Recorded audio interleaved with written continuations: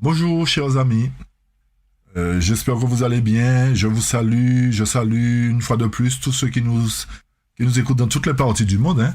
Je souhaite que l'Éternel vous bénisse pleinement et que vous soyez de bon courage et que vous soyez disposés justement pour aborder la deuxième partie de notre étude concernant le jour grand et l'Éternel, ce qui se réalisera à travers ce jour grand de l'Éternel. Et comme d'habitude, hein, vous êtes déjà habitués pour tous ceux qui nous suivent régulièrement. Nous allons passer maintenant à la prière, d'accord? Ok. Éternel, une fois de plus, nous te sommes vraiment reconnaissants, Seigneur, pour le privilège que tu nous accordes de partager ta parole, d'avancer dans la connaissance de ta parole. Nous te demandons une fois de plus ton Saint-Esprit, afin de nous aider à marcher dans toute la vérité. Enlève-nous tout ce qui n'est pas de toi, parce que tu nous as dit que nous avons beaucoup à désapprendre et beaucoup à réapprendre. Seigneur, que nous puissions être de fidèles auditeurs, de fidèles étudiants, Seigneur, et que nous puissions marcher selon il est écrit. Que ta parole fasse son œuvre en nous à travers ton Saint-Esprit, et que nous puissions sortir de la grandie et à ton image particulièrement, en vue d'être sauvés par toi. Fortifie-nous tous et garde-nous ta paix, je t'ai prié, au nom puissant de Jésus pour ta gloire, Père. Amen. Amen. Chers amis, nous avons vu précédemment, nous avons entamé le jour grand et terrible de l'Éternel. Nous avons montré en quoi consiste ce jour. Nous avons vu que l'Éternel doit rétablir toutes choses avant justement de venir soudainement dans son temple. Nous avons vu que ce jour grand et terrible représente sa venue dans son temple. D'accord? Nous avons vu que cette venue dans son temple représente la séparation de l'ivraie et du bon grain. Ok? Alors, à travers cela, nous avons vu qu'il y a un message qui doit être prêché, la trompette doit sonner, doit avertir, afin de permettre au peuple de trembler, c'est-à-dire de prendre conscience de l'imminence du temps, de l'imminence de la venue du Seigneur dans son temple, dans le but de purifier son temple. Alors, il est important pour chacun de nous de comprendre si nous sommes conformes, puisque rappelez-vous, comme nous avions lu dans Malachie, qui pourra soutenir le jour de sa venue, qui sera debout lorsqu'il paraîtra. Cela voudrait dire qu'il y a de ceux qui ne le seront pas, qui ne pourront pas supporter sa venue, qui ne resteront pas debout. Donc, il est important pour nous de comprendre ces études et de mettre de l'ordre dans nos vies à travers ces études, de mettre en pratique la vérité et d'arrêter de suivre les pas dans l'ancien Israël, de marcher dans la rébellion, mais nous devons au contraire marcher dans l'obéissance à la parole de Dieu, ne pas maugréer, ne pas se plaindre, mais marcher dans une obéissance stricte à la parole de Dieu. Ok? Aujourd'hui, nous allons aborder, comme j'ai dit la dernière fois, comme vous le savez, la deuxième partie de notre étude concernant Joël. Nous avons commencé par le verset 1, nous sommes arrêtés au verset 1, et à partir d'aujourd'hui, nous allons aborder le verset 2 et suivant, d'accord? Mais nous allons quand même faire un petit retour en arrière sur le verset 1 pour nous permettre de comprendre le contexte dans lequel nous nous situons. Ok, alors je commence cette étude à travers le Joël chapitre 2, verset 1 qui nous dit « Sonnez de la trompette en Sion, sonnez l'alarme sur ma montagne sainte, que tous les habitants du pays tremblent car le jour du Seigneur vient, car il est proche. » Chers amis, nous avons compris qu'il y a un message à annoncer, qu'il y a une alarme qui doit être sonnée. Quand l'alarme est sonnée, c'est pour nous avertir d'un danger. Et ce danger est le jour du Seigneur. Pourquoi c'est un danger? Parce que rappelez-vous que selon Malachie, c'est un jour grand pour une partie, mais terrible pour une autre. Et nous avons vu qu'il est important pour nous, pour le peuple, lorsqu'il sonnera de la trompette, lorsque la trompette sera sonnée, qu'ils tremblent. C'est-à-dire qu'ils analysent leur situation, qu'ils prennent conscience qu'il y a un jour qui vient et qui est proche. Chers amis, notez bien que ce jour vient et il est proche. Le jour du Seigneur précède justement la venue de la bête. Vous avez bien compris ça? Le jour du Seigneur précède la venue de la bête. C'est-à-dire que ce jour-là doit trouver son accomplissement avant que la bête ne soit mise en évidence, avant que la loi du dimanche ne soit mise en évidence. Vous avez bien compris ça? Je reprends. Ce jour du Seigneur doit trouver son accomplissement avant que l'image de la bête soit mise en évidence, avant que la loi du dimanche soit mise en évidence. Ce jour du Seigneur-là vient pour faire quelque chose de bien précis. Nous avons compris qu'il s'agit d'une purification. Et à travers Joël, justement, nous allons apporter les éléments suivants concernant ce qui se fera à travers le jour de l'Éternel. Joël 2, verset 2 maintenant nous dit ceci. Joël 2, 2. Un jour, alors pour bien comprendre, nous lisons le verset 1. Sonnez de la trompette en Sion et sonnez l'alarme sur ma montagne sainte, que tous les habitants du pays tremblent, car le jour du Seigneur vient, car il est proche. Et quand nous poursuivons au verset 2, un jour d'obscurité et de tristesse, un jour de nuages et d'épaisse obscurité. Comme l'aube du jour s'étend sur les montagnes, un peuple grand et puissant, tel qu'il n'y a jamais eu de semblable, et après lequel il n'y aura plus de semblable, jusqu'aux années de beaucoup de générations. Chers amis, à travers Joël 2, nous comprenons plus précisément que le verset 2 nous dit que ce jour est un jour quoi? D'obscurité et de tristesse. Ça, c'est un élément important, chers amis. Un jour d'obscurité et de tristesse. Ce n'est pas un jour de joie. Le retour de Jésus, c'est un jour de joie, chers amis. D'accord? C'est un jour de joie pour tous les croyants. Tous ceux qui seront sauvés, en comptant aussi ceux qui sont ressuscités. D'accord? C'est un jour de joie. Tandis que ce jour du Seigneur de Joël 2 et de Malachie est un jour d'obscurité et de tristesse. Un jour de nuages et d'épaisse obscurité, chers amis. Un jour d'épaisse obscurité. Cela voudrait dire qu'il y aura des ténèbres sur la terre. Pas des ténèbres physiques, hein, chers amis, hein, mais des ténèbres spirituelles. D'accord?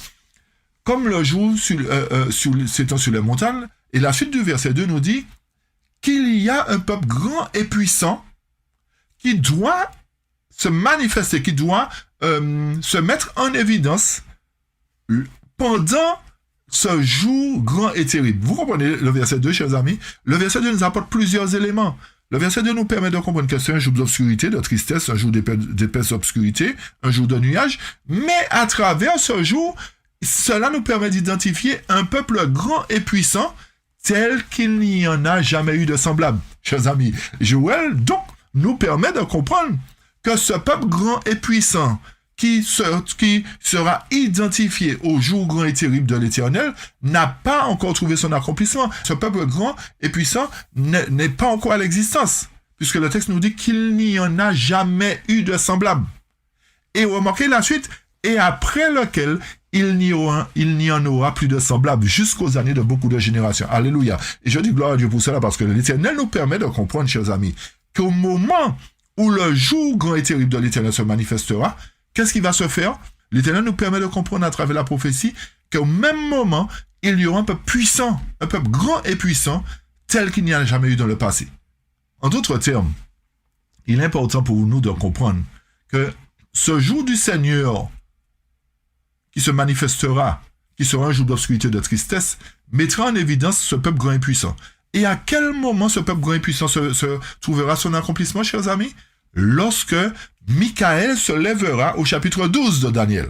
Vous comprenez, chers amis? Le fait que Michael se lève représente ce jour grand et terrible de l'Éternel. Et Michael se lève pendant le temps de détresse.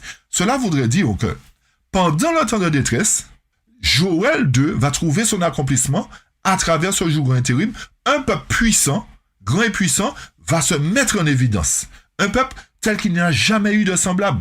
Et après lequel il n'y aura plus de semblable. Et ceci vous rappelle quoi encore, chers amis? Daniel chapitre 2, verset 44-45, qui nous dit que la pierre se détache sans le secours d'aucune main et frappe la statue devient une grande montagne. C'est-à-dire cette pierre-là représente un peuple grand et puissant de Joël 2. Cette pierre de Daniel 2 est la même chose que Joël 2, verset 2, qui nous dit que c'est un peuple grand et puissant. Cette pierre-là sera représentée par le peuple de Dieu. En d'autres termes, le royaume de Dieu sera établi à travers son peuple, chers amis. Nous allons revenir sur ce point dans les études suivantes. D'accord? Donc, nous poursuivons au verset 3, qui nous permet de comprendre que devant ce peuple-là, il y a un feu dévorant. Un feu dévorant devant lui, et derrière lui, une flamme brûle. Avant sa venue, le pays est comme le jardin d'Éden. Et après lui, c'est un désert ravagé. Oui, rien ne lui échappera. Chers amis, le verset 3 nous dit que devant ce peuple-là, il y a un feu qui dévore. Et derrière lui, il y a une flamme qui brûle. Ça ne vous rappelle pas encore Israël lorsqu'ils sont sortis d'Égypte? L'Éternel les conduisait par une colonne de feu, une colonne de nuée. D'accord? Ceci voudrait dire qu'au moment où justement le grand jour et terrible de l'Éternel se manifeste, il prendra les choses en main, il conduira son peuple. Mais ce peuple-là sera grand et puissant. Et remarquez bien que quand ce peuple-là va passer, avant qu'il ne passe, le pays est comme un jardin d'Éden. C'est-à-dire, il n'y a pas de destruction. Mais après que ce peuple-là sera passé, c'est un désert ravagé. Oui, rien ne lui échappera. Alors, comment nous devons considérer cela? Cela voudrait dire que lorsque ce peuple sera manifesté, sera mis en évidence, sera identifié, il ravagera la terre. Le fait de ravager la terre représente un ravage spirituel, un ravage présenté par la proclamation de l'évangile, chers amis. Cela fera un ravage dans le cœur des gens. Cela fera un effet dans le cœur des gens. Beaucoup seront épurés, beaucoup seront détruits aussi par le fait de rejeter le message proclamé par le peuple grand et puissant de Dieu. Et le verset 4 nous dit, « Leur forme est comme la forme des chevaux, et ils courront comme des cavaliers. » Chers amis, à travers Joël 2, l'Éternel nous montre que ce peuple-là sera puissant. Ils seront comme des chevaux et ils courront comme des cavaliers. Cela voudrait dire que ce peuple-là est représenté comme une armée de chevaux. D'accord? Une armée de chevaux et une armée de cavaliers. Donc, ce peuple-là sera effectivement très puissant. Très puissant. Et Acte 2 nous permet d'avoir un élément de réponse concernant cette œuvre-là qui sera manifestée à travers ce peuple grand et puissant. Rappelez-vous, au moment où les apôtres ont reçu le Saint-Esprit en puissance, chers amis, qu'est-ce qui s'est passé? Je vous invite à lire avec moi, justement, un texte d'un prophète Éwa, à la page 549, qui nous permet d'avoir un élément de réponse concernant le peuple de Dieu, qui sera grand et puissant. C'est un texte que nous connaissons, mais il est important de le mettre dans son contexte là maintenant, pour qu'on puisse bien comprendre en quoi il consiste. Le texte nous dit, revêtu de l'armure de la justice du Christ, l'Église se prépare au conflit final. Pause. Nous avons toujours dit que ce conflit final représente la loi du dimanche, la marque de la bête. D'accord? Donc, l'Église est revêtue de la justice du Christ. Et elle se prépare au conflit final. Quand nous comparons avec Joël, l'Éternel nous dit que lorsque le jour grand et terrible va se réaliser, il y aura un peuple grand et puissant tel qu'il n'y en a jamais eu de semblable. Et il n'y aura jamais après lui. Vous rappelez encore Daniel 2, la pierre devient une grande montagne, chers amis. La pierre sortie de la montagne devient une grande montagne. Ok, comme j'ai dit, nous allons apporter d'autres éléments concernant l'explication de cela, mais il est important pour nous de comprendre que le fait que ce peuple-là, il n'a jamais eu de semblable avant lui, il n'y aura plus de semblable après lui. Puisque le texte, toujours dans Daniel, le texte nous dit que ce royaume-là subsistera éternellement. C'est-à-dire le peuple de Dieu représenté par son royaume prémillénaire subsistera éternellement. Il n'y aura plus de semblable après ce peuple-là. D'accord? Parce que ce peuple-là sera un peuple grand et terrible. Ok? Et remarquez la suite du texte, belle comme la lune, pure comme le soleil, mais terrible comme des troupes sur leur bannière, elle s'avance où est-ce, chers amis? Dans le monde, en vainqueur et pour vaincre. Donc, l'Église de Dieu à travers Joël 2 est préparée au moment où Michael se lève, au moment du jour grand et terrible de l'Éternel. Alors, vous avez bien compris que le fait que Michael se lève correspond au jour grand et terrible de l'Éternel. Et à ce moment-là, l'Éternel mettra en évidence un peuple puissant représenté par les 144 000 que nous trouvons dans Apocalypse chapitre 7 et encore dans Daniel chapitre 2 représenté par la pierre qui se détache de la montagne sans le secours d'aucune main. D'accord? Et le texte nous dit, mais ces troupes-là seront terribles comme des soldats sous la bannière. Ok? Alors vous voyez bien que ces troupes, ces soldats-là, ces gens-là qui seront représentés là dans Joël 2, représentent l'Église qui se revêt de la justice du Christ et qui se prépare au conflit final. Et lorsqu'elle sera préparée au conflit final, elle s'avancera dans le monde en vainqueur et pour vaincre. Donc vous voyez que l'Église a une mission d'aller dans le monde en vainqueur et pour vaincre. Et cette mission-là trouvera son accomplissement au moment où l'Église sera revêtue de la justice du Christ, chers amis. Rappelez-vous dans l'étude qu'on avait fait concernant la justice du Christ, le message qui a été rejeté en 1988. Cela voudrait dire que si nous continuons à rejeter le message de l'autre ange, comme j'avais dit la dernière fois, Nous ne pouvons pas être vêtus de l'armure de la justice du Christ. Nous ne pouvons pas être préparés pour le conflit final. Est-ce que vous voyez le rapprochement, chers amis? Cela voudrait dire que ceux qui acceptent la vérité, qui mettent en pratique la vérité, qui vivent la vérité, seront revêtus de la justice du Christ, tandis que ceux qui ne l'accepteront pas, qui continueront à rejeter, ne seront pas préparés pour le conflit final. Ils seront surpris, ils seront brûlés, ils seront mis de côté, ils seront exterminés comme l'ivraie est exterminé parmi le bon grain. Ok, chers amis? Alors tout ça, c'est pour nous permettre de comprendre que lorsque nous étudions, il est important de tenir compte des différentes paroles prophétiques. Et tout ça pour nous dire que les prophéties ont une importance capitale pour nous aujourd'hui. Comparativement à ceux qui disent on n'a pas besoin d'étudier les prophéties. J'entends de plus en plus les gens dire ça. Nous n'avons pas besoin d'étudier les prophéties. L'essentiel, c'est qu'on soit en conformité avec Jésus. Chers amis, comment nous pouvons être en conformité avec Jésus-Christ si nous rejetons les messages qu'il nous donne? Vous comprenez bien que c'est pas possible. Ce n'est pas possible. Si nous nous amusons à rejeter la vérité, comment nous pouvons être conformes? Puisque c'est la vérité qui nous amène à être conformes, à changer de mode de vie. Vous voyez bien, chers amis? Donc, tout ça, c'est pour nous dire qu'à un moment donné, lorsque le grand jour du Seigneur, pour répéter encore une fois de plus, pour que ça soit clair, lorsque le grand jour du Seigneur se manifestera, ce sera l'époque où Michael se lève, et à partir du moment où Michael se lève, commence un temps de détresse tel qu'il n'y en a jamais eu, et lorsque commence ce temps de détresse, le peuple de Dieu est revêtu de l'armure du Christ à ce moment-là. Et il se prépare pour le conflit final, pour aller dans le monde en vainqueur et pour vaincre. Ok? Alors ceci nous permet encore une fois de plus de voir que l'Éternel aura un peuple puissant pour terminer la mission d'aller chercher la grande foule dans le monde, puisque le texte nous fait bien comprendre que l'Église est préparée pour avancer dans le monde. D'accord? Pour avancer dans le monde, faire quoi? S'il n'y a rien à faire. Vous comprenez? Et comme j'ai toujours dit, si l'Église est terrible comme des troupes sous la bannière, c'est qu'il y a une mission.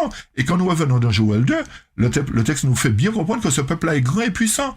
Il y a un feu devant lui, et ils ont une forme comme la forme des chevaux. Ils courent comme des cavaliers. Et pour poursuivre au verset 5, le texte nous dit, dans Joël 2, verset 5, c'est comme le bruit de chariot quand il saute au sommet des montagnes, comme le bruit d'une flamme de feu qui dévore la chambre, comme un peuple puissant rangé en bataille. Alors, l'Éternel nous fait comprendre que ces soldats-là, cette armée, ce peuple grand et puissant, sera comme des chevaux. Ils seront comme des chevaux.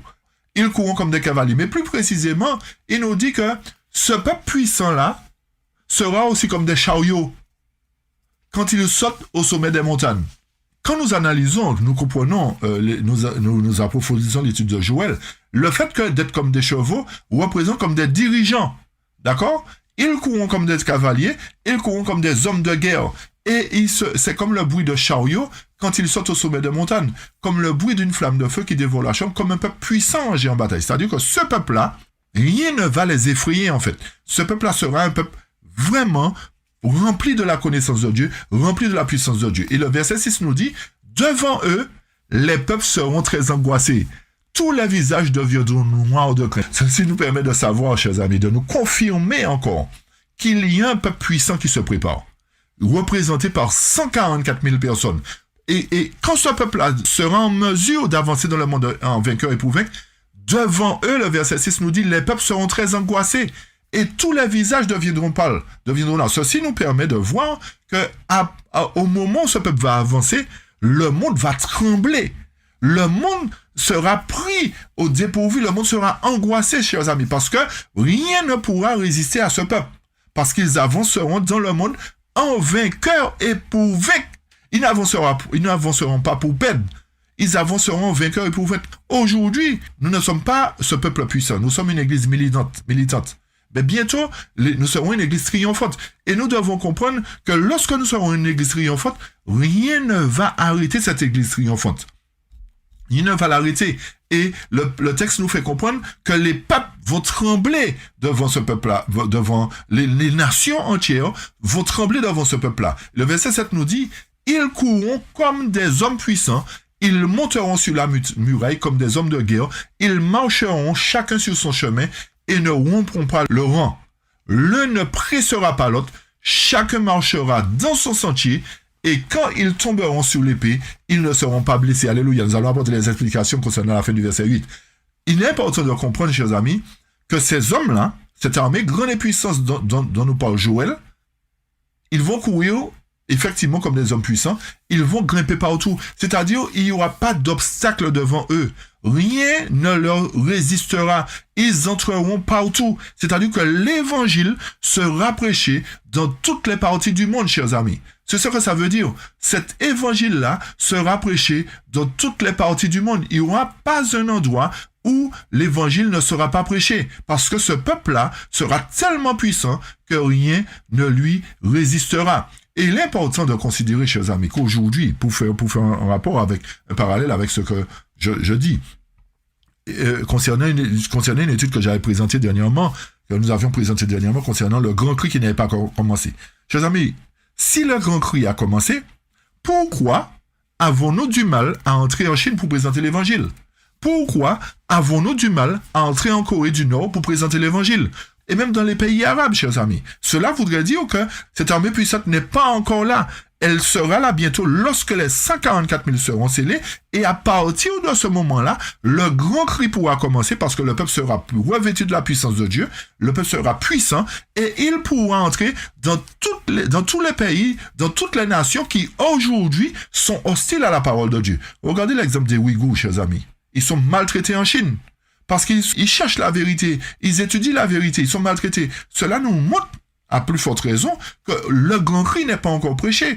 Et que le grand cri le sera lorsque le peuple puissant, représenté dans Joël 2, sera mis en évidence, sera scellé, sera revêtu de la puissance de Dieu, au moment où Michael se lève, ou plus précisément, au jour grand et terrible de l'Éternel, lorsqu'il séparera l'ivraie du bon grain, et il permettra au bon grain d'être rempli de la puissance de Dieu, d'être rempli de vie, d'être rempli de force, rempli de vigueur, comme le grain de blé est rempli de vie, et ce peuple-là sera rempli de vie, rempli de la puissance de Dieu, pour avancer dans le monde, pour avancer en Chine, pour avancer en Corée du Nord, pour avancer en URSS, dans toutes les parties du monde qui sont hostiles à la parole de Dieu aujourd'hui.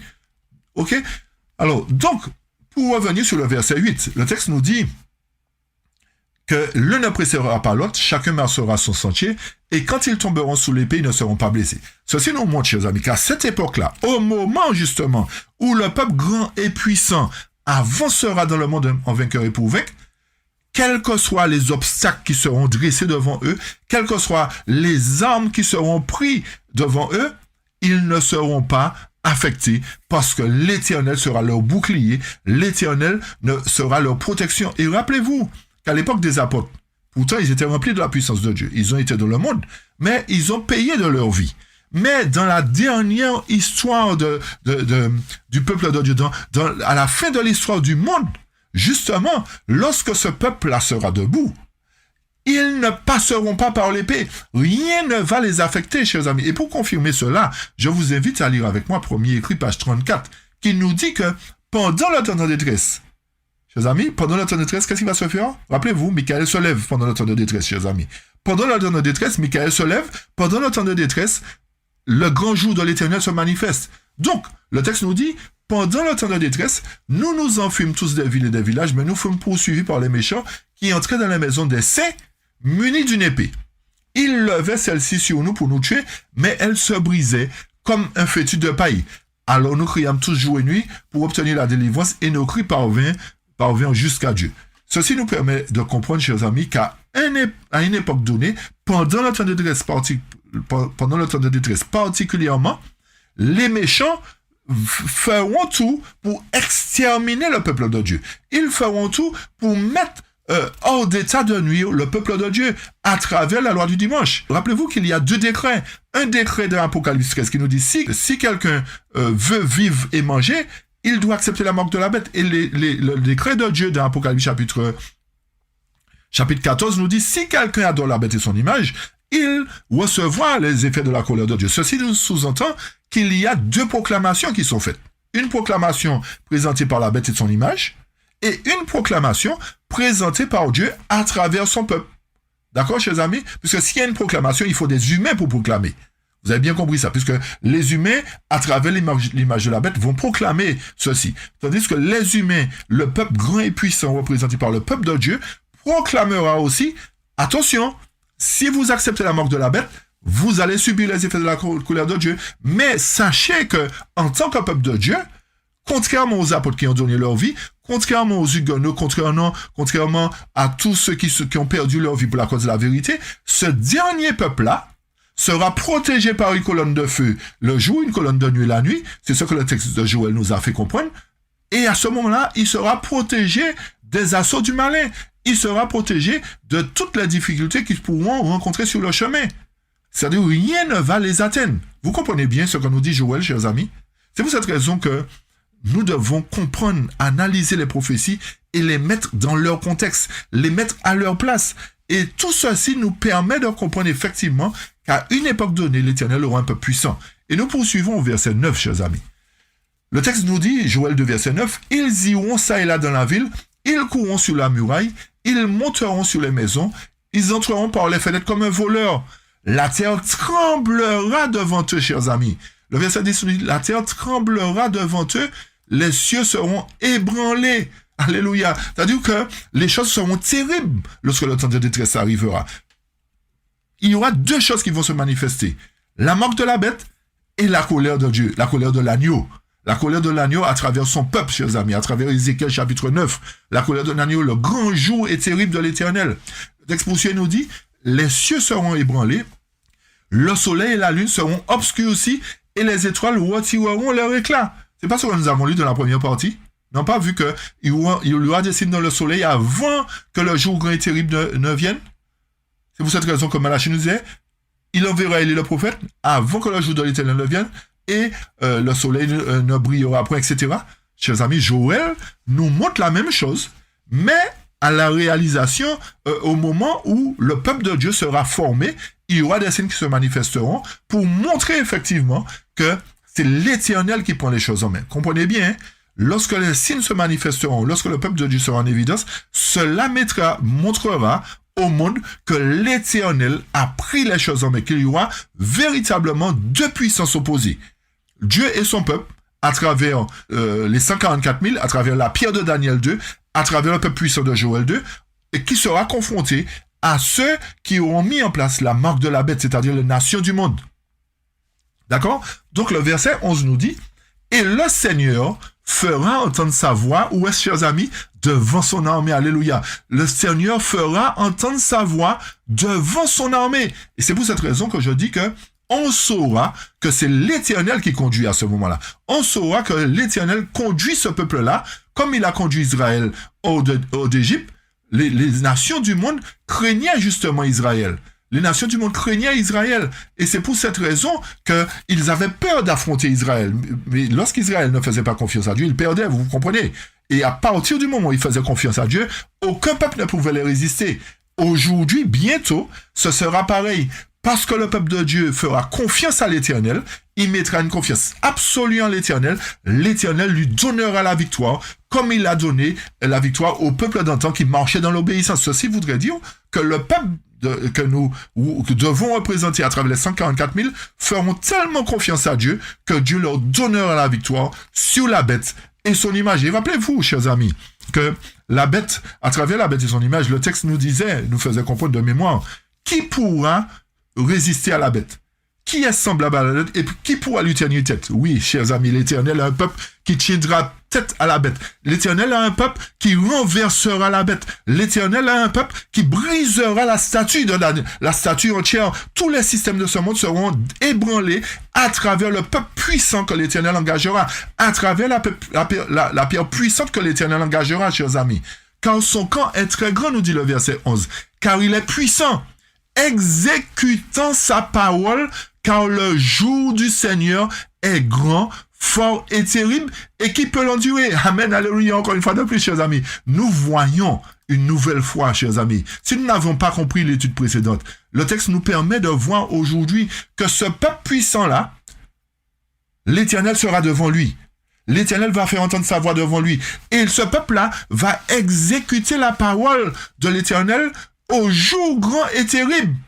Et qui pourra l'endurer? Qui pourra tenir tête, chers amis? Ceci nous permet de comprendre que Joël 2 n'a pas encore trouvé son accomplissement et que ces prophéties sont encore dans l'avenir, que l'Éternel nous permet de comprendre qu'il y aura un peuple puissant qui va tenir, qui va aller dans le monde en vainqueur éprouvé. Et c'est pour cette raison que nous insistons sur le fait que la grande foule ne peut pas, les 144 000 ne peuvent pas faire partie de la grande foule. C'est deux groupes distincts.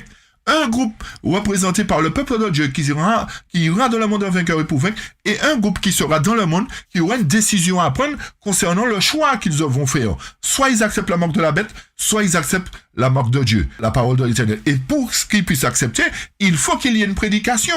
Et cette prédication sera prêchée par un peuple qui sera puissant et un peuple devant lequel la voix de l'Éternel se fera entendre. Et le verset 12 nous dit, « C'est pourquoi aussi maintenant, dit le Seigneur, retournez-vous vers moi de tout votre cœur, avec jeûne, avec larmes et lamentations. » Chers amis, pour que ce peuple-là soit puissant, pour que ce peuple-là soit conduit par l'Éternel, il faut qu'il revienne à lui d'abord. Tant que le peuple ne va pas revenir à l'Éternel, il ne pourra pas être grand et puissant. Vous comprenez, chers amis, qu'à travers Joël 2, l'Éternel nous permet de savoir, premièrement, qu'il a un peuple. Mais pour que ce peuple soit formé, il faut qu'il retourne vers lui. Tant que le peuple ne revient pas vers lui, il ne pourra pas faire partie de cette armée puissante. Je répète la chose pour que ça soit clair, chers amis. Et c'est ce en quoi consiste Apocalypse chapitre 3, le message qui est lancé à l'église de Laodicée, comme j'ai touché une partie dans la première étude, dans l'étude précédente. Le peuple de Dieu sera représenté par ceux qui acceptent le conseil du témoin fidèle. Et c'est pour cette raison que le texte nous dit « Revenez à moi de tout votre cœur, revenez à moi ». Nous poursuivons. Le verset 12 nous dit de revenir. C'est pourquoi aussi maintenant, avant que le peuple soit formé, retournez-vous vers moi de tout votre cœur avec jeûne, avec larmes et lamentations. Le verset 13 nous dit et déchirez vos cœurs et non vos vêtements. Déchirez ce mauvais caractère. Changez ce mauvais caractère qui est en vous. Retournez au Seigneur votre Dieu, car il fait grâce et est miséricordieux. C'est-à-dire, repentez-vous. Arrêtez de mener une mauvaise vie. Arrêtez de retourner en Égypte. Arrêtez de vous plaindre de ce que je fais pour vous. Arrêtez de réclamer les aliments que vous mangez en Égypte. Je vous donne la manne du ciel. Je vous donne la nourriture au temps convenable. Je vous donne ce qu'il faut. Revenez à moi. Parce que je suis lent à la colère et rempli de bonté. Et je me repens du mal affligé. C'est-à-dire que l'Éternel nous dit, chers amis, encore une fois, qu'il nous faut nous repentir, qu'il faut revenir vers lui. Sinon, nous ne pourrons pas faire partie des 144 000.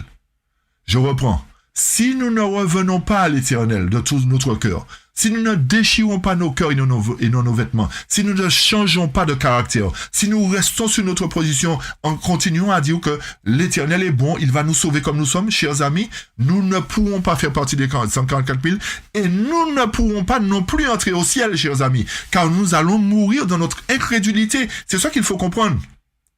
Il nous faut comprendre qu'il faut revenir. L'Éternel insiste. Il avertit l'église de Laodicée. Et nous voyons bien que c'est la dernière église qu'il avertit, chers amis. Il n'a pas averti les autres églises. Il avertit la dernière église. Et dans l'histoire des églises, nous savons qui est la dernière église. Nous savons qui est la dernière église. Et il parle à la dernière église. Il dit, je vais faire de vous un peuple puissant. Mais pour que je fasse de vous un peuple puissant, il faut que vous reveniez à moi de tout votre cœur. Il faut que vous compreniez que votre caractère n'est pas semblable à mon caractère. Il faut que vous changiez. Et le verset 14 nous dit, qui sait, s'il reviendra et se repentira, et laissera après lui une bénédiction. Et même une offrande de farine, une offrande de liquide au Seigneur votre Dieu. Ceci nous permet de comprendre que l'Éternel peut sauver le peuple si le peuple revient à lui. L'Éternel est en mesure de sauver le peuple parce que l'Éternel est Dieu, chers amis. Et le verset 15 nous dit, sonnez de la trompette en Sion. Nous l'avons vu au verset 11, au verset 1 de Joël 2. Sonnez de la trompette en Sion. Il le redit encore au verset 15. Avertissez le peuple, chers amis. Avertissez le peuple. Sanctifiez un jeûne. Convoquez une assemblée solennelle. C'est-à-dire, permettez au peuple de comprendre qu'il y a une situation critique qui arrive. Avertissez le peuple qu'il y a quelque chose de grave qui va arriver. Il nous l'a dit au verset 1, il nous l'a dit au verset 15 encore, chers amis. Et quand nous poursuivons, au verset 16, il nous dit, assemblez le peuple, sanctifiez la congrégation, chers amis. L'Éternel est en train de nous dire, voilà la marche à suivre, voilà ce qu'il nous faut faire pour faire partie de ce peuple puissant, représenté par les 144 000, représenté par la pierre de Daniel 2. Assemblez le peuple. pour sanctifier la congrégation. Réunissez les anciens, chers amis. Assemblez les enfants et ceux qui têtent le sein, que l'épouse soit de sa chambre et l'épouse de son appartement. Et c'est pour cette raison que Malachie nous disait que l'Éternel doit envoyer Élie le prophète pour rassembler, pour permettre au peuple de se sanctifier, de réunir la congrégation, de rentrer en lui-même et de dire, mais effectivement, notre vie ne plaît pas à Dieu. Il faut qu'on change de comportement. Sinon, nous allons tomber comme le peuple d'Israël dans le désert avant l'entrée de la Canaan, entrer en Canaan. Chers amis, ceci nous permet de comprendre une fois de plus que l'Éternel nous montre que notre histoire est la même que le peuple d'Israël, que l'Israël d'antan. Nous sommes en train de répéter la même histoire. Et l'Éternel nous dit, comme vous êtes à la frontière de la Canaan cette fois-ci, c'est la dernière tentative que je lance. C'est le dernier appel que je lance. Je vous donne tous les avertissements. Je vous mets en garde contre ce que je vais faire. Je vous mets en garde, chers amis. L'Éternel est en train de nous mettre en garde à travers sa parole pour nous dire, si vous continuez dans votre voie, si vous ne vous sanctifiez pas, si vous ne prenez pas conscience que j'ai envoyé des avertissements, que j'ai averti le peuple, je vais frapper. L'Éternel est en train de nous dire, c'est pas de la rigolade qui est là, chers amis. L'Éternel va frapper son peuple. L'Éternel va exterminer son peuple. L'Éternel nous demande, avant qu'il n'agisse, d'assembler le peuple, de sanctifier la congrégation. Il demande aux anciens de rassembler les enfants, que l'épouse sorte de sa chambre, l'épouse de son appartement. Chers amis, Joël doit être très important à considérer. Joël doit être très important à considérer. Joël 2 ne contient pas seulement la pluie de la première de l'arrière-saison. Joël 2 contient un avertissement qui trouvera son accomplissement avant que l'Éternel ne revienne en gloire. Joël 2 nous avertit que l'Éternel aura un peuple, mais pour que ce peuple soit en évidence, il faut que le peuple se sanctifie, chers amis. Et le verset 17 nous dit que les prêtres, les ministres du Seigneur, c'est-à-dire les dirigeants, pleurent entre le porche et l'autel et qu'il épargne ton peuple. C'est-à-dire demander à Dieu d'intercéder comme Moïse le faisait. Seigneur, épargne ce peuple. Seigneur, épargne ce peuple. Épargne ce peuple. Mes chers amis, l'Éternel a écouté la voix de Moïse à certaines fois. Mais il y a d'autres moments. Moïse n'a pas encore parlé que l'Éternel avait déjà exterminé une grande quantité. Ne prenez pas cela à la légère, chers amis. Ce que l'Éternel va faire sera terrible au sein de son Église. Ce sera terrible. Ne prenez pas à la légère les avertissements du Seigneur, chers amis. Ne pensez pas que l'Éternel va venir chercher simplement une église avec tous les fidèles dedans. Non, l'Éternel viendra chercher une église qui sera purifiée, une église qui se sera sanctifiée, chers amis. Et il nous donne suffisamment d'avertissements. Et c'est pour cette raison que j'insiste auprès de chacun de vous, afin d'accepter la vérité, afin de rechercher la vérité qui a été rejetée, afin d'accepter la vérité qui a été rejetée, parce que l'Éternel n'aura pas pitié de nous. L'Éternel n'aura pas pitié de ceux qui continuent à vivre leur vie comme bon leur semble, chers amis. L'Éternel demande aux anciens, aux prêtres, aux ministres, de réformer le peuple, d'amener le peuple à une réforme. Aujourd'hui, on a tendance à croire que les prédicateurs sont là pour faire rigoler le peuple. Un tas de blagues sur la chair, un tas de prédications qui n'ont aucun sens, qui sont vides de sens, qui n'ont pas de force, qui n'ont pas de puissance pour amener le peuple à une sanctification. Aujourd'hui, chers amis, nous devons arrêter de rigoler. Le temps n'est plus à la rigolade. Le temps est venu de savoir que Dieu veut qu'on soit sanctifié. Le temps est venu de savoir que l'Éternel va exercer un jugement au sein de son Église. Nous n'avons plus de temps à perdre. C'est vrai que nous craignons la marque de la bête. Nous disons, ah ouais, la marque de la bête va venir, etc. Mais chers amis, ce qui est plus terrible, ce n'est pas la marque de la bête. Ce qui est plus terrible, chers amis, c'est le jugement que l'Éternel va opérer dans son temple. Je reprends. Ce qui est plus terrible pour le peuple de Dieu, ce n'est pas la marque de la bête. Mais ce qui est plus terrible, c'est le jugement qui s'opérera au sein de son Église. Pourquoi je dis ça? Parce que le peuple de Dieu sera scellé avant la marque de la bête. Alors cela voudrait dire que la marque de la bête ne sera pas terrible pour eux, parce qu'ils seront déjà scellés. Le monde, par contre, aura à craindre la marque de la bête, parce qu'ils auront un choix à faire. Tandis que le peuple de Dieu sera scellé avant la marque de la bête. C'est pour cette raison que je dis, on a plus à craindre le jugement qui se fera au sein de l'Église que la marque de la bête, parce que ce jugement nous permettra d'être en mesure d'affronter la marque de la bête. Vous comprenez, chers amis? Et le verset 18 nous dit de Joël 2, alors le Seigneur sera jaloux pour son pays et aura pitié de son peuple. C'est-à-dire, à partir du moment où l'assemblée se sanctifiera, à partir du moment où les anciens, les prêtres, les ministres rassembleront l'assemblée et prêcheront un message puissant qui permettra à l'assemblée de changer sa position, de changer son comportement, de changer son caractère, de se réformer, verset 18 va trouver son accomplissement. Alors, à ce moment-là, le Seigneur sera jaloux pour son pays. Et est-ce que vous êtes jaloux de quelque chose, chers amis, de votre femme? C'est pas une jalousie maladive, hein. Là, c'est pas une jalousie maladive. C'est une jalousie qui fera que l'Éternel prendra soin de ce peuple. Le Seigneur sera une barrière de sécurité pour son peuple. Vous comprenez, chers amis, que tant que nous ne sanctifions pas la congrégation, tant que nous ne nous réformons pas, le Seigneur ne pourra pas être jaloux de nous et l'ennemi aura raison de nous. Chers amis, analysez bien la situation qui arrive devant nous. Analysez bien la situation qui arrive devant nous. C'est pas la marque de la bête que nous avons à craindre. Nous avons à craindre le jugement du Seigneur dans son temple. C'est ce que nous avons à craindre plus précisément en tant que dernière église. En tant que peuple de Dieu, réfléchissez bien là-dessus. Et je vous invite à lire un passage qui se trouve dans l'événement des derniers jours, le paragraphe 565. Le texte nous dit: avant que Dieu ne visite notre terre pour les jugements de la fin, il se produira parmi le peuple de Dieu un réveil de la piété primitive tel qu'on n'en a jamais vu de semblable depuis les temps apostoliques. Alléluia, amen. L'Éternel nous dit, avant qu'il ne vienne visiter la terre par son jugement, qu'est-ce qui va se faire? Il y aura un réveil plus important que celui opéré à l'époque des apôtres, chers amis. Ceci voudrait dire que ce réveil doit se situer dans la dernière église. Puisque la première église a commencé l'œuvre et la dernière église doit terminer l'œuvre. Mais la dernière église ne peut pas terminer l'œuvre avec une puissance moindre que la première église. Vous comprenez bien que cette dernière église sera revêtue de la puissance de Dieu. Et pour que cette église puisse revêtir la puissance de Dieu, il faut qu'il se conforme aux exigences de l'Éternel. Et le texte poursuit, l'ennemi des âmes désire entraver ce travail. Et avant le moment où un tel mouvement se manifestera, il s'acharnera à l'empêcher en suscitant une contrefaçon de ce réveil. Chers amis, ceci nous permet une fois de plus de comprendre que ce que nous vivons là, l'ennemi est en train de nous endormir, l'ennemi est en train de nous faire écouter des choses qui ne nous rapportent rien, l'ennemi est en train de nous bercer dans une fausse illusion, comme si nous serons tous sauvés, chers amis.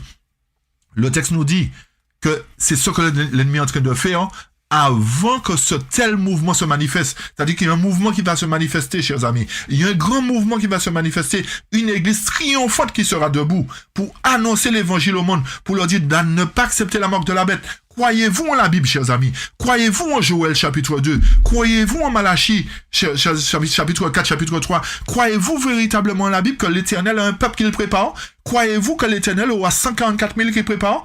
Ou croyez-vous que nous serons une grande foule simplement que personne ne pourra compter? Non, la grande foule sera sortie du monde, tandis que les 144 000 sortiront de l'église de Dieu, chers amis, de la dernière église pour annoncer un message puissant au monde.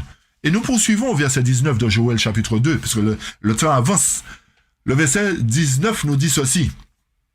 Oui, le Seigneur répondra et dira à son peuple, voici, je vous enverrai du grain, du vin et de l'huile, et vous en serez rassasiés. Je ne vous ferai plus être en infamie parmi les païens. Chers amis, ceci a une application spirituelle, une application physique aussi pour nous montrer que l'Éternel prendra soin de nous physiquement à ce moment-là. Nous n'aurons pas à chercher à savoir qu'est-ce que nous allons manger, de quoi nous serons vêtus, qu'est-ce qui va se passer. Mais l'Éternel aussi nous dit spirituellement, il va nous envoyer la nourriture spirituelle, il va donner le vin, son sang sera sur nous, son Saint-Esprit nous couvrira, nous serons rassasiés. Et nous ne serons plus en infamie parmi les nations. Nous serons plus dans la disette spirituelle. Nous serons dans l'abondance spirituelle. Nous serons aussi nourris de la manne du ciel, du pain du ciel, comme l'était nourri Israël. Mais nous ne devons pas maugréer comme l'a fait Israël. C'est pour cette raison que je vous invite à revoir l'étude des 40 ans dans le désert pour ne pas reproduire cette même histoire, chers amis. Le verset 20 nous dit, mais j'éloignerai de vous l'armée du Nord. Pourquoi? Parce que l'Éternel sera jaloux. Il nous a dit qu'il sera jaloux de ce peuple. Il va éloigner pour vous l'armée du Nord. À chaque fois qu'il y a une invasion, c'est sorti du Nord, chers amis. D'accord? C'est sorti du Nord. Et je la chasserai dans une terre aride et ravagée, et sa face vers la mer à l'est et son arrière-garde vers la mer lointaine. Sa puanteur montera, et sa vilaine odeur s'élèvera après qu'il ait fait de grandes choses. Alléluia, l'Éternel est bon. L'Éternel nous dit que il va détruire ceux qui nous oppressent. Il va chasser ceux qui nous oppressent à travers le fait qu'il prendra les choses en main. Et il nous dit au verset 21, n'aie pas peur, ô terre, sois heureuse et réjouis-toi, car le Seigneur fera de grandes choses. Chers amis, l'Éternel nous dit de ne pas craindre. L'Éternel nous dit de nous réjouir, car il fera de grandes choses. Est-ce que vous croyez véritablement que l'Éternel fera de grandes choses? Est-ce que vous croyez véritablement que l'Éternel prendra les choses en main avant son retour? Moi, je le crois. Je crois que la parole de Dieu trouvera son accomplissement et que toutes les prophéties doivent trouver leur accomplissement parce que l'Éternel doit avoir un peuple puissant, un peuple grand et terrible qui doit avancer dans le monde en vainqueur et pour vaincre. Et le verset 22 nous dit, « N'ayez pas peur, bêtes des champs, car les pâturages du désert rejaillissent. N'ayez pas peur, ne vous inquiétez pas, c'est moi l'Éternel qui prend les choses en main, car les arbres portent leurs fruits, le figuier, la vigne portent leur vigueur. Soyez heureux donc, vous, enfants de Sion. Soyez heureux donc, vous, enfants de Sion, et réjouissez-vous dans le Seigneur votre Dieu. Pourquoi? Car il vous a donné la première pluie modérément, et il fera descendre sur vous la pluie, la première pluie et la dernière pluie au premier mois. Les airs seront remplis de blé, et les cuves regorgeront de vin et d'huile. Chers amis, c'est là que nous comprenons plus véritablement en quoi consiste la pluie de la première et de l'arrière-saison. L'Éternel nous dit, faites quoi? L'Éternel nous dit, je dois préparer un peuple. Mais avant tout, il faut que ce peuple-là se réforme. Il faut que ce peuple-là change de vie. Pour que le peuple change de vie, il faut qu'il soit rempli de la connaissance de Dieu. Il faut qu'il reçoive les instructions. Et l'Éternel nous dit, chers amis, il dit à son peuple, n'ayez pas peur, ne vous inquiétez pas. Pour que vous soyez représentés par ce peuple puissant, soyez donc déjà heureux parce que je vais faire quelque chose pour vous. Réjouissez-vous parce que je vais faire quelque chose pour vous. Je vais vous donner l'instruction. Je vais vous donner la pluie de la première et de l'arrière-saison comme au premier mois, chers amis. Je vais donner tout ce qu'il faut pour que vous ne soyez pas pris au dépourvu. Je vais donner l'huile supplémentaire. C'est à vous à chercher cette huile. C'est à vous à faire acquisition de cette huile. De ne pas ouvrir le parapluie pour empêcher la pluie de tomber sur vous. L'Éternel nous dit de ne pas craindre, d'être heureux, chers amis. Et nous dit qu'il va remplir les airs de blé et les cuves regorgeront de vin et d'huile. Nous voyons encore, il est fait notion de blé, de vin et d'huile. Le blé représente la parole de Dieu, le vin, le sang du Christ, l'huile, le Saint-Esprit. Nous serons remplis de la connaissance du Christ à travers la pluie de la première et de l'arrière-saison. Alors beaucoup disent que la pluie, effectivement, c'est le Saint-Esprit. C'est le Saint-Esprit en puissance qui s'est manifesté sur les apôtres de la chambre haute. C'est ça, nous allons apporter quelques précisions. Et nous allons déborder un petit peu parce que l'heure avance tellement vite, mais nous allons déborder un petit peu. Je vous prie déjà de nous pardonner. Avant que nous puissions donner l'explication concernant la pluie, relisons attentivement. Il y a un point particulier que je veux toucher avec vous. L'Éternel nous dit, soyez heureux donc, vous enfants de Sion, et réjouissez-vous dans le Seigneur votre Dieu, car il vous a donné la première pluie modérément. Chers amis, et ensuite il fera descendre sur vous la pluie de la première et de l'arrière-saison. Cette pluie qui est tombée modérément, chers amis, cette première pluie qui est tombée modérément, est tombée sur les apôtres d'une manière modérée. Et malgré tout, ils avaient le pouvoir de guérir les malades. Mais l'Éternel nous fait comprendre qu'au dernier temps, dans les dernières heures de l'histoire de son Église, la pluie ne sera pas accordée modérément. La pluie sera accordée en puissance, chers amis. La puissance que l'Éternel déversera sur nous sera supérieure à celle qui avait été accordée aux apôtres. C'est pour cette raison que le texte nous dit que la première pluie a été donnée modérément. Et vous savez que la première pluie est tombée sur les apôtres. Alors, comme vous le lisez, cette pluie a été donnée modérément, chers amis. J'insiste dessus. Et dans les derniers temps, la pluie ne sera plus accordée modérément, mais dans toute sa puissance, dans toute sa plénitude. Vous comprenez bien, chers amis, que l'Éternel a promis de faire de grandes choses avec son peuple dans les derniers temps. La puissance qu'aura le peuple dans les dernières heures de l'histoire du monde sera supérieure à celle qu'avaient les apôtres. Et maintenant, nous allons donner l'explication concernant ce que veut dire la pluie réellement. Qu'est-ce que veut dire la pluie réellement? La pluie représente quoi, chers amis? La pluie représente quoi? Nous irons pour cela dans Deutéronome 32, versets 1 et 2. Le texte nous dit ceci. Prêtez l'oreille aux vous cieux, et je parlerai. Et écoute-toi, ô terre, les paroles de ma bouche. Ma doctrine, c'est quoi, chers amis? Ma doctrine tombe comme la pluie Mon allocution, c'est-à-dire ma parole encore, distillera comme la rosée, comme la pluie fine sur la plante délicate et comme les ondées sur l'herbe. Chers amis, quand l'Éternel nous dit qu'il va déverser la pluie sur nous, qu'il va déverser sa doctrine sur nous, il va déverser ses paroles sur nous. Mais ces paroles sont quoi? C'est la vérité, c'est la parole à travers le Saint-Esprit, c'est la doctrine, c'est ce qui va nous permettre, qui nous permet de savoir si nous sommes conformes à Dieu, c'est la parole de Dieu. Autrement dit, la pluie de la première et de la saison que l'Éternel va nous donner, c'est toute l'instruction, c'est-à-dire, en commençant par la pluie de la première saison, le béaba de l'Évangile, et la pluie de la dernière saison concernant toutes les doctrines qui nous seront révélées pour nous permettre de savoir comment se passera le jour grand et terrible de l'Éternel, comment se dérouleront les choses, comment se manifestera la colère de Dieu, la colère de l'agneau. Chers amis, tout cela pour nous permettre de comprendre que la pluie représente l'instruction. La pluie représente l'instruction à travers le Saint-Esprit, puisque le Saint-Esprit nous convainc de péché, de justice et de jugement à travers la parole, chers amis. Vous comprenez bien que quand on parle de la pluie représentée par le Saint-Esprit, il s'agit du Saint-Esprit en vérité, c'est-à-dire la doctrine, la parole, la prophétie, etc., la justification par la foi, toutes ces choses. C'est-à-dire que quand l'Éternel va nous donner toute la pluie, il va nous donner toute la connaissance de sa vérité, toute la plénitude de sa vérité. Et à partir du moment où nous aurons toute la connaissance, nous serons remplis aussi de l'Éternel. L'Éternel sera notre justice. Et c'est pour cette raison que le verset 25 de Joël 2 nous dit encore, « Et je vous rendrai les années qu'a mangé la sauterelle, la lave, le ver, le rongeur, la chenille, ma grande armée que j'avais envoyée contre vous. Je vous rendrai ces années-là, je vais vous rétablir. » Et le verset 26 nous dit, « Vous mangerez, vous serez rassasiés, et vous louerez le nom du Seigneur votre Dieu, qui aura agi avec vous merveilleusement, et mon peuple ne sera plus jamais honteux. » Ça, c'est important, chers amis, de considérer. Et mon peuple ne sera plus jamais honteux. Cela voudrait dire qu'aujourd'hui, le peuple de Dieu est honteux. Le peuple de Dieu n'est pas en mesure d'honorer l'Éternel comme il faut. Nous déshonorons l'Éternel, mais l'Éternel nous dit qu'à partir du moment où nous recevons la nourriture au temps nous recevons la pluie de l'arrière de la première de l'arrière saison, nous recevons toute l'instruction, nous serons en mesure de faire provision d'huile, c'est ce que ça veut dire. La pluie de la première de l'arrière saison, c'est le fait de faire provision d'huile pour attendre l'époux. Et le texte verset 27 nous dit, « Et vous saurez que je suis au milieu d'Israël, et que je suis le Seigneur votre Dieu, et qu'il n'y en a pas d'autre, et mon peuple ne sera plus jamais dans la honte. » Chers amis, ce texte n'a jamais trouvé son accomplissement. Le chapitre de Joël n'a pas encore trouvé son accomplissement, chers amis. Le texte nous dit au verset 27, « Vous saurez que je suis au milieu d'Israël, que je suis le Seigneur votre Dieu, et qu'il n'y en a pas d'autre, et mon peuple ne sera plus jamais honteux, chers amis. » Cela voudrait dire que cela va trouver son accomplissement aux dernières heures finales de l'Église. Puisque si le texte nous dit « son peuple ne sera plus jamais honteux », c'est que ce peuple-là ne passera pas sous la domination de notre peuple, selon Daniel. Il représentera un royaume puissant, conduit par l'Éternel. Et c'est là que le verset 28 trouve son accomplissement. Et c'est là que beaucoup ne comprennent pas, chers amis, que le verset 28 n'a rien à voir avec le verset 23. Le verset 28 trouve son accomplissement après le verset 23, chers amis. Le verset 28 ne vient pas avant le verset 23.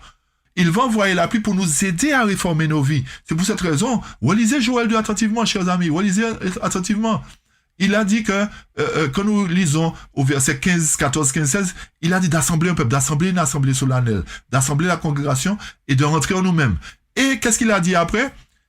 Soyez heureux donc, si vous vous conformez à la parole, parce que je vais faire descendre pour vous l'instruction. Je vais vous donner toute l'instruction pour que lorsque vous entrerez dans cette réforme, lorsque vous entrerez dans cette sanctification que j'attends de vous, je répandrai toute la connaissance pour vous permettre justement d'entrer dans cette condition, de revenir à moi. Et à partir du moment où la pluie sera déversée sur vous, l'instruction complète sera déversée pour vous, le verset 28 trouvera son accomplissement, puisque l'Éternel dit, il sera au milieu de son peuple ne sera jamais plus honteux, il sera au milieu, et à partir de ce moment-là, comme l'Éternel sera au milieu de son peuple et que ce peuple-là ne sera jamais plus honteux, qu'est-ce qu'il va se faire?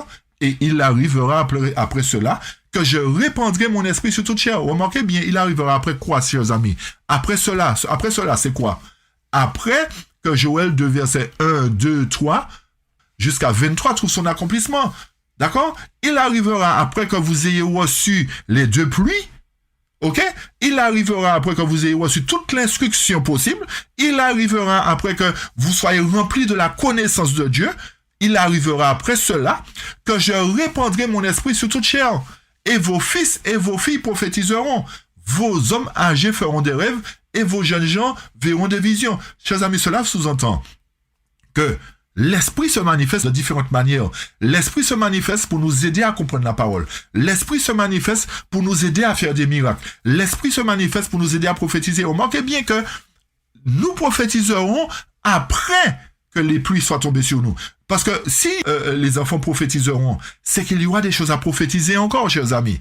Et pour prophétiser, il faut qu'on soit conduit par l'Esprit Saint. Il faut qu'on ait reçu suffisamment d'instructions pour prophétiser.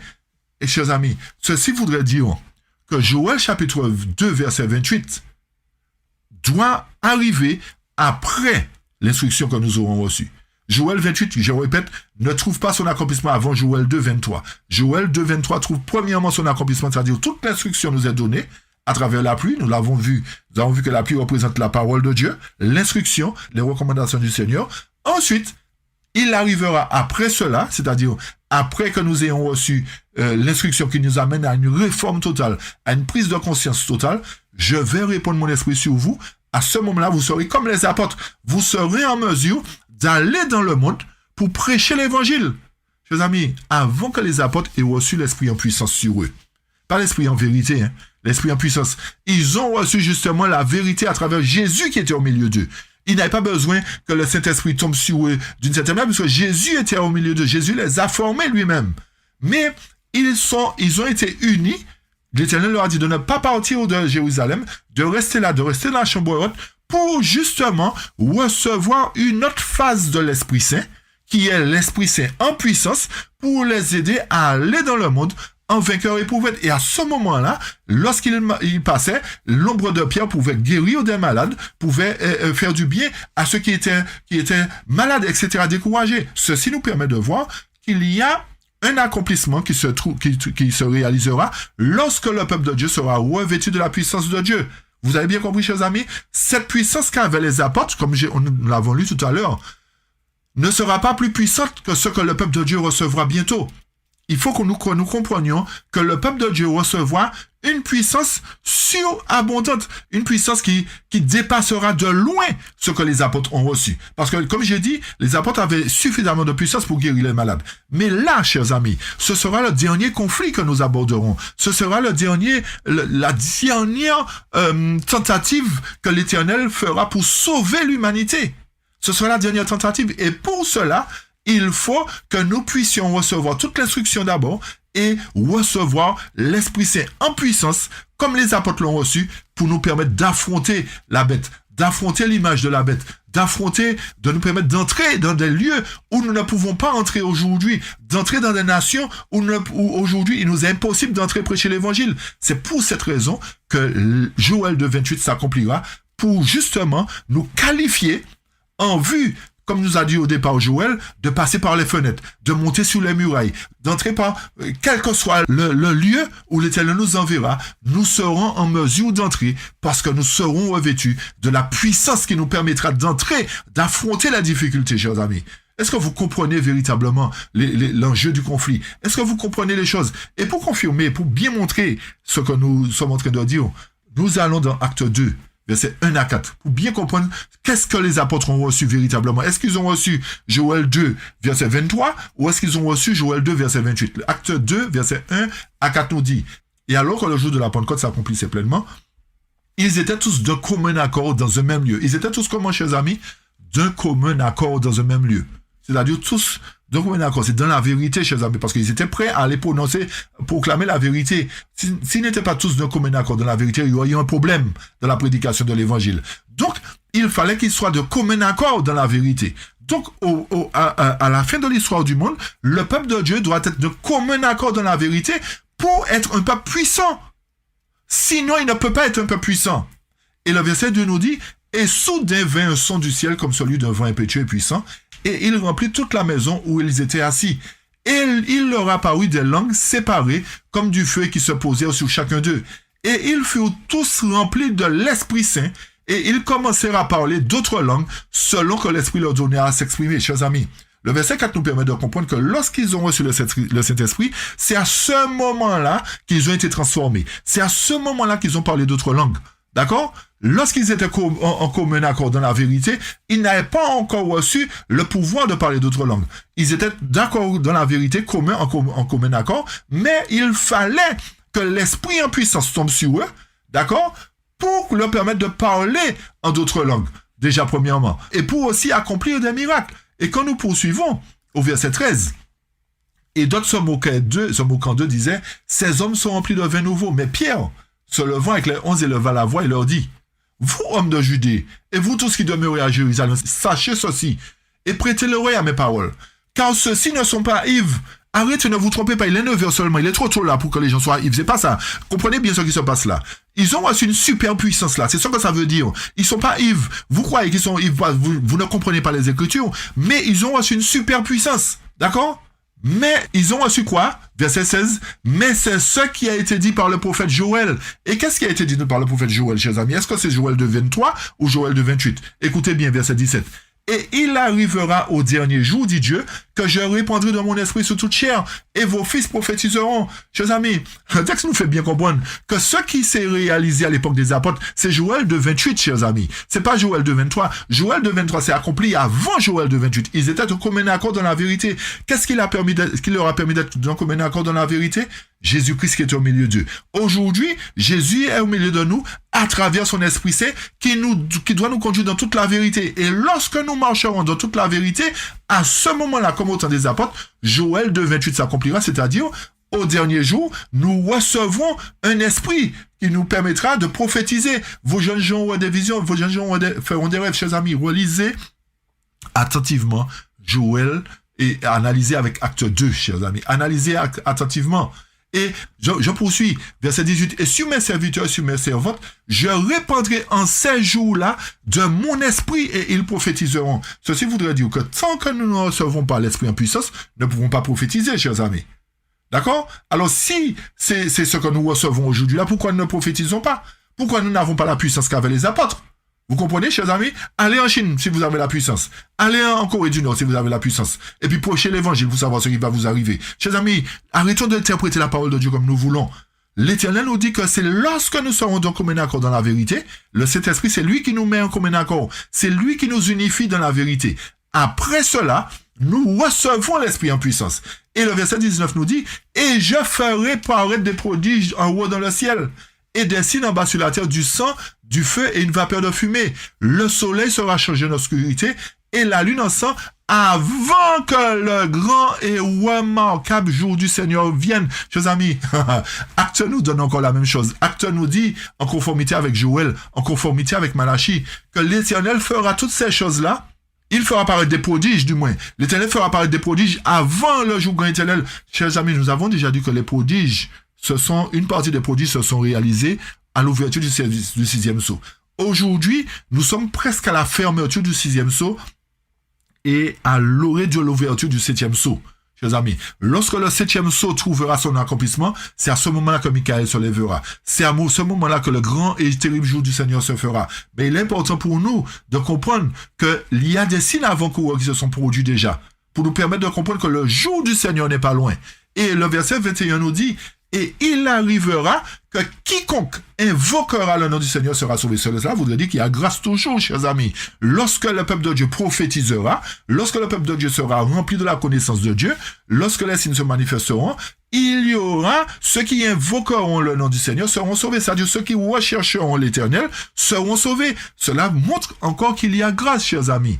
Et il nous dit, pour terminer, « Et même sur les serviteurs et sur les servantes en ce jour-là, je répandrai mon esprit. Et je montrerai des prodiges dans les cieux et sur la terre, du sang, du feu et du souffle. » Il répète encore une fois la deuxième chose, une deuxième fois la chose.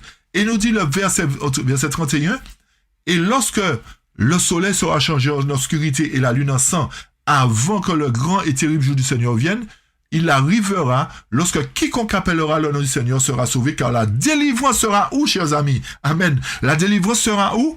car la délivrance sera sur le mont Sion, chers amis, à Jérusalem. Où sont les 144 000, chers amis? Où sont-ils? Sur le mont Sion. Où seront-ils, du moins? Sur le mont Sion. La délivrance sera où, chers amis? Sur le mont Sion, à Jérusalem, parce que c'est là que l'étendard sera dressé. C'est là que les 144 000 partiront. C'est là que la proclamation de l'évangile partira sur le mont Sion, chers amis. L'Éternel l'a dit. Est-ce que vous croyez véritablement à la parole de Dieu? Est-ce que vous croyez que c'est comme ça que les choses se réaliseront? Ou est-ce que vous croyez que simplement on attend le retour de Jésus, chers amis, Non, l'Éternel nous dit, quiconque invoquera le nom du Seigneur sera sauvé. Pourquoi?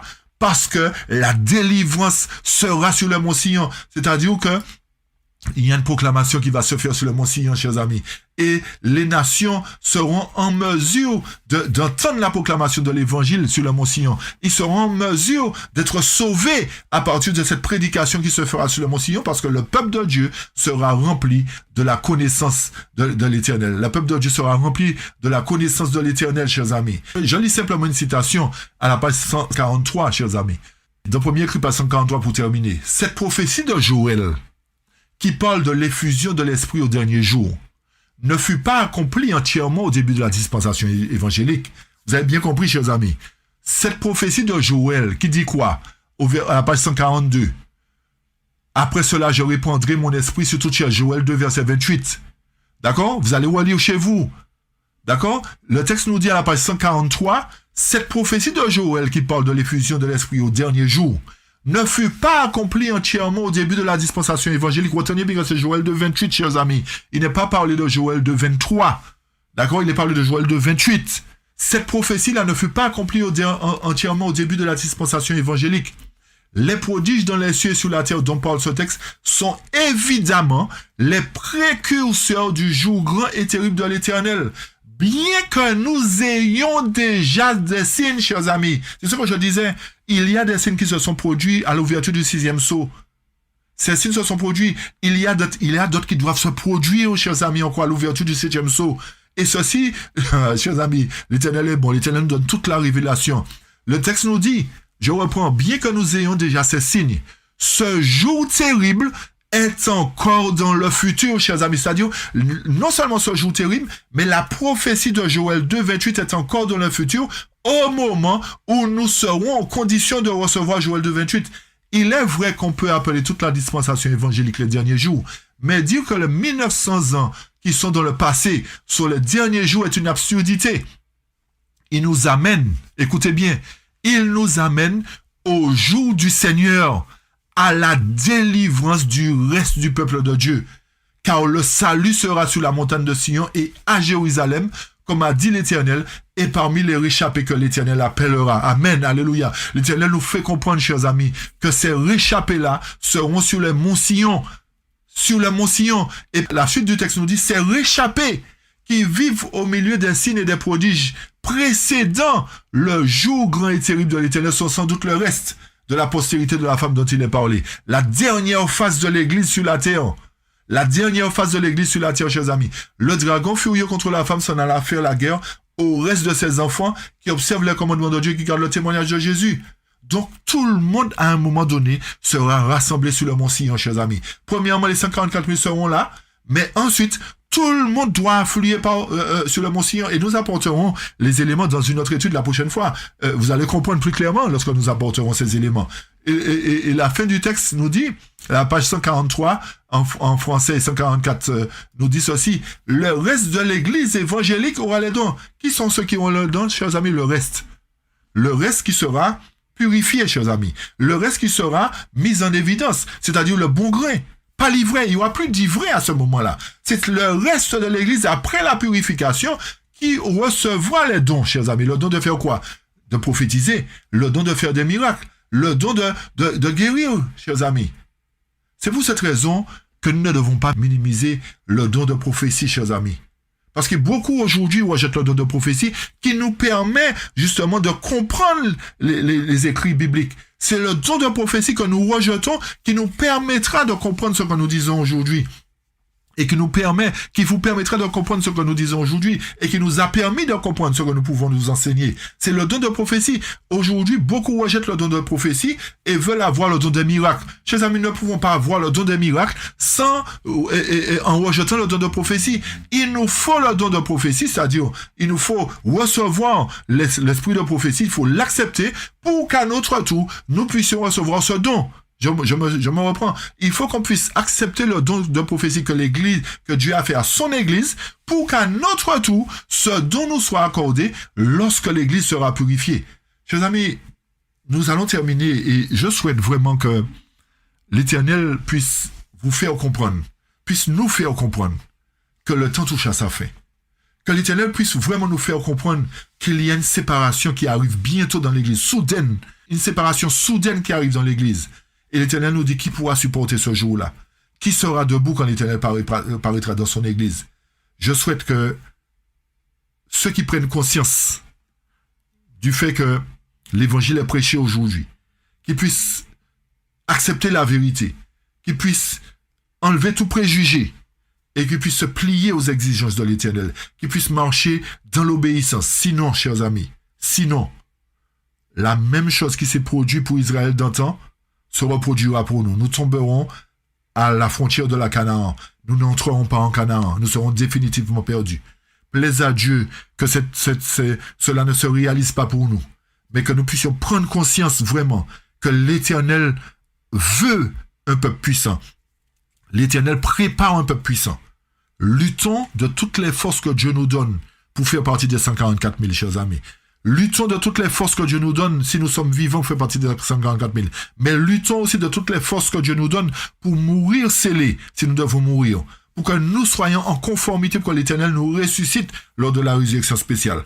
Mais si nous sommes vivants, c'est pas nous qui décidons. Je dis si parce que c'est pas nous qui décidons en fait. Si nous sommes vivants, chers amis, cela, déjà, si nous sommes restés vivants lors de la séparation de l'ivraie et du bon grain, cela voudrait dire que nous sommes qualifiés pour faire partie de 144 000. Alors luttons, comme nous dit la parole, de toutes les forces que Dieu nous donne pour faire partie des 144 000. Et pourquoi particulièrement? Parce que ce sera un peuple puissant qui ira dans le monde en vainqueur et pour vaincre. Un peuple puissant qui affrontera, qui démontera la statue entière de Daniel 2. Un peuple puissant qui brisera la statue. Un peuple puissant qui mettra en pièces l'image de la bête. Un peuple puissant qui mettra en déroute la marque de la bête, chers amis. Luttons de toutes nos forces pour faire partie véritablement de ce peuple. Que l'Éternel nous garde et nous bénisse et qu'il nous donne la force d'y arriver afin que son nom soit glorifié sur la surface de la terre et que vraiment l'évangile puisse resplendir à travers le monde et que le retour de Jésus se fasse afin que nous puissions monter vivre avec le 1000 ans de vacances dans le ciel et redescendre sur une terre purifiée, une terre où il nous permettra de vivre en sécurité, où l'ennemi ne sera plus parmi nous. Gloire à Dieu, que l'Éternel continue à nous bénir. Amen. Amen. Si souvent je me suis trompé, si souvent je suis tombé, toujours tu étais là pour moi, pourvoyant à mes besoins. Tu étais là quand j'étais seul, dans mes peines et mes douleurs. Tu guidais mes pas, m'abritant de la pluie. Jésus, c'est toi qui a changé ma vie. Tu es tout ce que je désire et je veux te dire que Jésus, je t'aime, car tu m'as aimé. Comment imaginer vivre sans toi? Jésus, je t'aime, car tu m'as aimé. Comment imaginer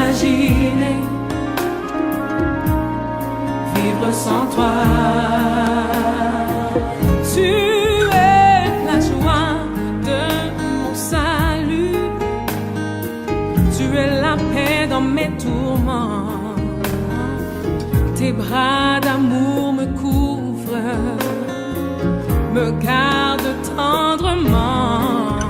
Tu es l'alpha et l'oméga, le commencement et la fin. Ma forteresse, mon cher et tendre ami. Jésus, c'est toi qui as comblé ma vie. Tu es tout ce que je désire et je veux te dire, Jésus, je t'aime, car tu m'as aimé. Comment imaginer vivre sans toi? Mon Jésus, je t'aime, car tu m'as aimé. Oh, comment imaginer vivre ma vie sans toi? Oh, Jésus, je t'aime, car tu m'as aimé. Comment imaginer vivre ma vie sans toi? Jésus, je t'aime, car tu m'as aimé. Oh, comment imaginer vivre ma vie sans toi? Jésus, je t'aime, car tu m'as aimé. Comment imaginer vivre ma vie sans toi? Jésus, je t'aime, Jésus, je t'aime, Jésus, je t'aime, Jésus, je t'aime, car tu m'as aimé.